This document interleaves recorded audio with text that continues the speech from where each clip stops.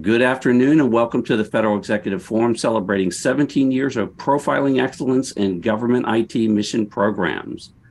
I'm Luke McCormack. During today's show, we will discuss critical issues facing government and industry leaders in rolling out the Zero Trust architecture. With me on today's show are Scott Davis, Chief Information Security Officer, U.S. Customs and Border Protection, Bo Hauser, Chief Information Security Officer, U.S. Census Bureau, Jeff Reichart, Vice President, Public Sector Strategy, Veeam Government Solutions, Chris Roberts, Chief Technology Officer, Quest Software, Akiba Saidi, Vice President, IBM Security Federal. We're talking about Zero Trust architecture, and we know this is a journey. Scott, we're going to start with you. Welcome to your appointment. I know you were acting for quite some time. You've been in that role. Fairly new to the role, a lot of moving parts over there at CBP. Talk to us about your Zero Trust architecture journey. All right. Well, good morning. Thank you, Luke. Thanks, Tom, for the invitation. So I'll back up a little bit. We worked on a cybersecurity strategy that was published in March of 2022.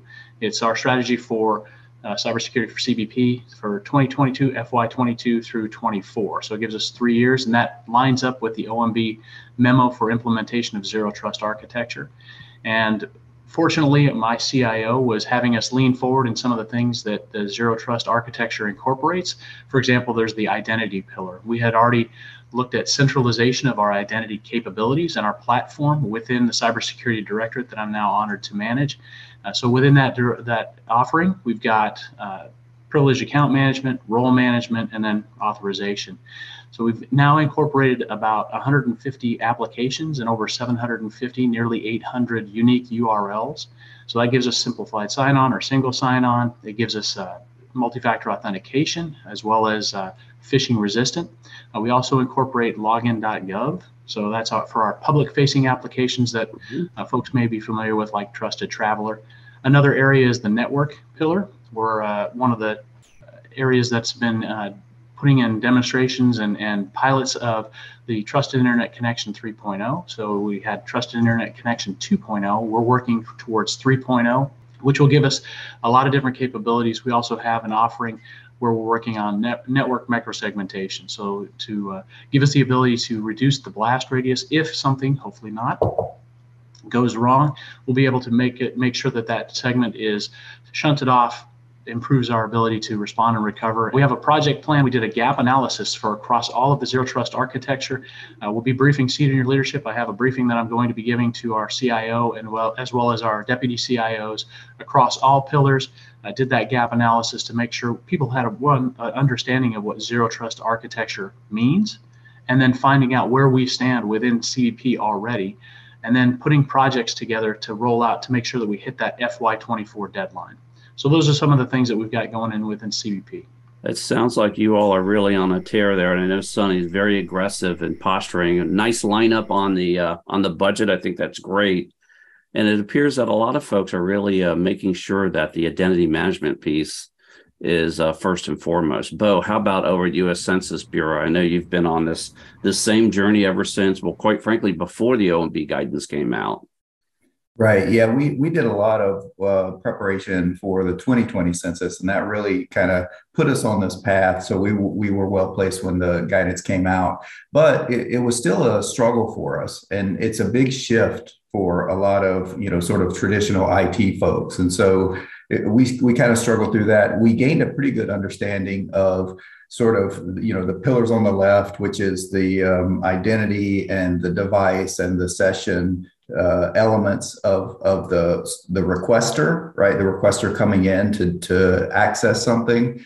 We understood how that was going to change using SASE as that connection point as opposed to VPN, and then unlocking the attributes that we could then use however we wanted to sort of build that trust, right? The identity attributes that Scott talked about, the device attributes, right? And even to the point of device identity using something like a certificate, right? And then the session, is this request coming from the location we expect it from? Those kinds of things. So that gives us a lot of tools in our toolbox that we didn't have before. Where we were struggling is internally, right, at the application layer. Mm-hmm. How do we dial up or dial down the functionality of the application based on trust, right? A lower level of trust gets a less, interactive experience, right? Maybe a lower level gets read only, whereas a higher level of trust gets the full experience, right? So how do we do that? And then how do we also keep our internal applications hidden from the internet when we know we have to use that internet and the TIC 3.0 that Scott mentioned for that access, right? Everything sort of works through the internet under a zero trust model. And we found out that the application proxy capability is where we're going to focus, right? And so that's where we're at now. How do we really leverage an application proxy to keep it hidden from the internet, but also accessible for an internal application? And then how do we dial up functionality based on trust level? Many WAFs today have application proxy, but where we started was the traditional, let's set up a VPN, let's get our border firewall ready. And we really had to kind of take a step back and say, no, let's try something different. Let's use a WAF, let's use an application proxy. Let's really leverage the power of the cloud for the TIC 3.0 capabilities. So that's a little bit about our journey. It's certainly interesting and folks are on board, but it really takes a lot to kind of get folks in line. Sure. And again, it's a journey. And while you're laying down this architecture, you really do have an opportunity to reimagine a lot of these things as you're rolling out this capability. Jeff, well, before we even begin, I know there's a lot of people that know what Veeam is, Government Solutions, but perhaps there's not everyone. So why don't you first describe what is Veeam? How do they sort of play in this space? And Absolutely. Then tell us about the state of what you're seeing from your vantage point. Yep, absolutely. So for those of you who are not familiar with Veeam, we are a leading enterprise data management and backup company. Folks that do know Veeam might know us because we've led in backing up virtual machines for quite a while, but we also back up workloads and protect data on workloads, all kinds of virtualized platforms on-prem, in the cloud, et cetera. We have a lot of conversations these days that center around zero trust with our customers. In particular, as you might expect, Luke, based on what I just said, the data pillar of zero trust architecture. That's something that folks know they need to consider. But I was interested in something that Scott said when he talked about the microsegmentation initiatives that are going on right now at Customs and Border Protection and how they want to limit the blast radius of any attack that happens. That is basically exactly the same language that we use when we talk with federal agencies about the way they're protecting their data and the resiliency that they need to build in so that if the worst takes place, if an attack is successful, they can always recover. And I'll be adding today, as we go through the talk, some stats from Veeam's research. We actually do the most comprehensive data protection research done by any organization, including industry analyst firms like Forrester or ESG or Gartner. And we do it for two reasons. We do it to inform what we do with our products, right? To find out what folks need, what challenges they're facing. But we also do it to arm our customers for conversations with their leadership so that they know, hey, this is a common issue that we are having and that other organizations or agencies like us are having. So I'll be adding some of those as we go through the talk today too. Sure. And appreciate you laying the groundwork and describing how you all fit into this apparatus. Chris, how about a Quest software? Most people know what Quest software is. I'll give you the opportunity to describe that if you feel like you need to. But more importantly, tell us about sort of what are you seeing from the vantage point at Quest software? Sure. At Quest, we've been focused on the identity space for quite some time. We're Gartner recognized. We're deployed across probably 90% of the federal government in some way, shape, or form. So I won't call out the agencies on the line today, but we're in those data centers as well. The point really is that those solutions are on a maturity path to achieving and helping achieve zero trust across our federal partners. So when you think of identity, quite frankly, we often take it for granted. We think of it as a username, password sometimes, simplistically. But quite frankly, it's the thing that creates our uniqueness on the planet. When I walk, my face tells me who I am. My fingerprints, when I enter the country, tells CBP who I am, for instance. So it's that person, place, or thing identification for all of our systems and objects that we critically need. We focus not just on the identity piece, but also the plumbing. The plumbing that we take for granted usually are things like LDAP directories, primarily Active Directory.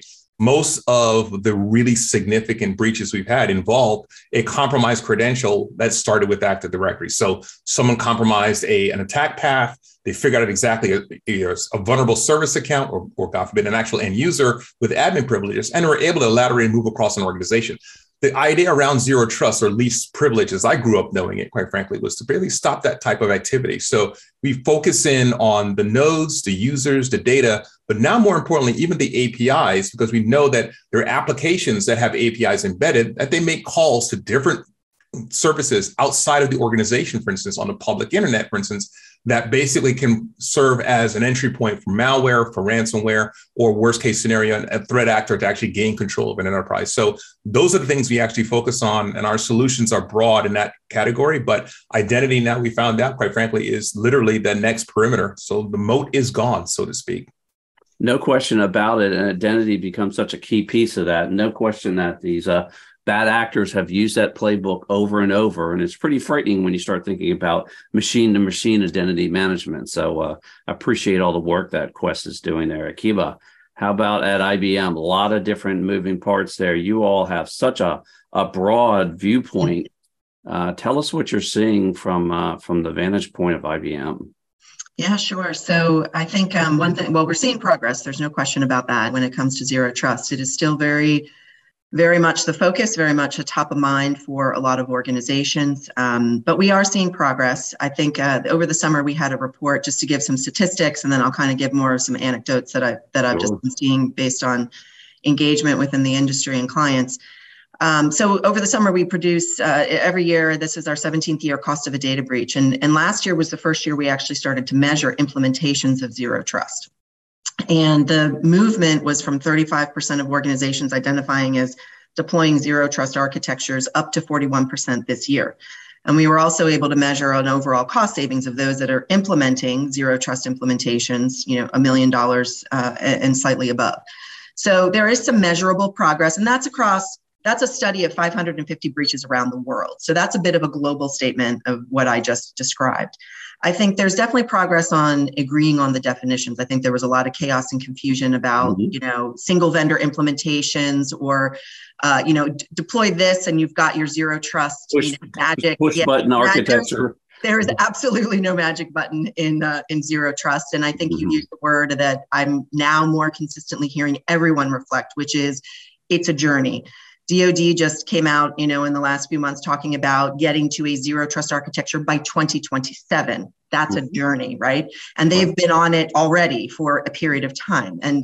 And so in terms of some of the progress, I'll say too, just within industry and collaboration, I think we've also come to the point where I think it's really well recognized now. This is a multi-vendor, very multifaceted environment. There's a lot of legacy and federal. There's no single vendor that's going to be the single answer when it comes to zero trust. We've tried to focus a lot on strategy, roadmap, prioritization, journey from where you are to where you need to get to. Some of the work that we're doing, for example, with NIST. So NIST has stood up a center of excellence specifically around zero trust, exactly to the point of multi-vendor environment. And so there has been some progress in the last couple of months on actually across the 25 vendors that are involved there, getting 4 different environments stood up with multi-vendor environments, starting to do some integration scenarios. The first draft is now available for the public to review, where they'll be publishing guidance on those multi-vendor environments, best practices of integration, configurations that make sense. And that reflects, I think, reality. And that's a good piece of progress that there's more guidance coming. I know DoD is also about to publish an updated strategy as well, and they've been collaborating with industry. So that's been a really positive, I think, from our perspective. But shortly we'll hear a new strategy of 7 pillars and a variety of capabilities and maturity mapped across those 7 pillars and an evolution in their strategy. So it is a journey. We are seeing progress. We are definitely continuing to engage. I was at the Forrester Security Summit last week. Zero trust was all over the agenda continuously, right? It was in all the keynotes. There was a dedicated track around zero trust, right? And there was an awful lot. It was in Crystal City, a lot of government folks that were there. So it continues to be really a top of mind priority across the board. So No question about it. And we're going to roll over and start talking about specific solutions. Jeff, I'm going to start with you. You're in an opportunity there. You're in a position to see a lot of various implementations of activity across the government.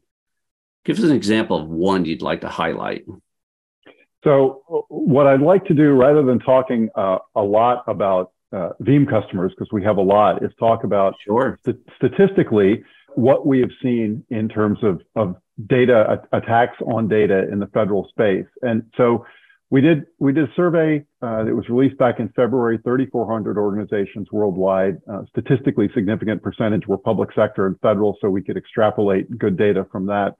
What we found was very interesting, that when we asked the question, what was the most frequent cause of outage that you had last year, and what was the most significant outage that you had last year, for every sector, public sector and everyone else, the most significant outage that anyone had was caused by a cyber attack. It was not caused by application misconfiguration. It was not caused by network or storage failure or anything like that. It was caused by a cyber attack. For our federal customers, that was also the most frequent cause of outages. And that was very different on the federal side versus other demographics. So when we have conversations with our federal customers, and the agencies that we've seen that have had success have taken very seriously the idea that they need to protect their data in such a way. Chris said a few minutes ago, the moat is gone. And I think we're all clear about that, right? There's no wall protecting our data. We have to, as Veeam's Chief Information Security Officer, Dil Vega says, assume a state of constant breach. So if we assume that the adversary is already on the network, that he's escalated some credentials, we have to put resiliency in place that'll protect our backups, in the conversations that we have with customers against even an adversary with elevated admin credentials. And so where we have seen customers doing that successfully, they've taken very seriously the idea that they need to have immutability or an air-gapped solution for their data protection. And that, there are a lot of agencies with large data volumes that rely on tape for backups. Tape can be a good solution in that space if that's something you're relying on. You just have to make sure that it's not capable of being attacked by an adversary who's gotten on the network. And obviously, there are a lot of great storage and cloud solutions out there too. A lot of great storage and cloud solutions, and air gap really critical so that you don't walk the issue from your operating environment over into your backup environment. I know exactly. That a few of us have experienced that type of situation as well. All right, we're going to take a short break and we'll be right back. You're listening to the Federal Executive Forum on Federal News Network.